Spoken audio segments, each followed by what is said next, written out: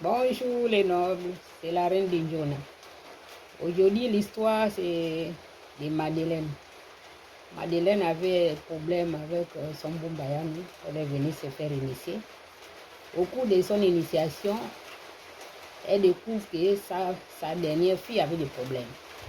C'est comme ça qu'elle va enlever l'enfant dans les problèmes. Une fois sortie, quand elle part chez elle maintenant, l'enfant restait souvent chez sa mère, donc la grand-mère, elle passait souvent les vacances là-bas. Et c'est comme ça, on surprit. Sa fille, elle avait 8 ans. Elle a 8 ans.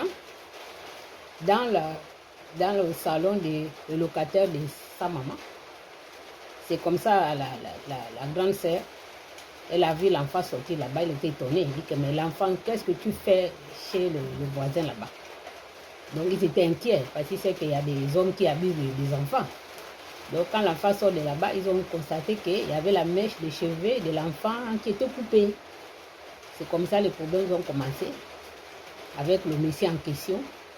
Donc, ce locataire qui a duré plus de 14 ans chez sa mère utilisait les mèches de cheveux de la fille pour avancer dans ses travaux, pour avoir sa chance.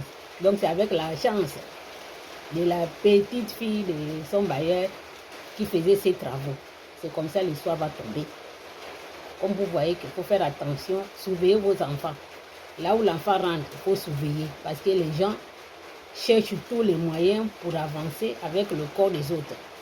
Comme la petite c'était une petite métisse, donc on lui a demandé les cheveux blancs, donc elle n'est pas partie loin, c'est l'enfant des bailleurs, sa petite fille, qui est allé prendre les cheveux. Donc l'enfant a enlevé maintenant la tête en l'air, il fallait maintenant soigner l'enfant.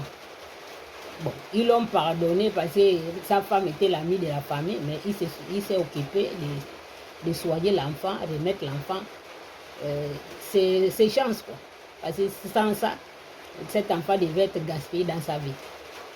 Ça, c'est l'histoire de Madeleine avec sa fille. Donc, merci, c'est la reine Bignona.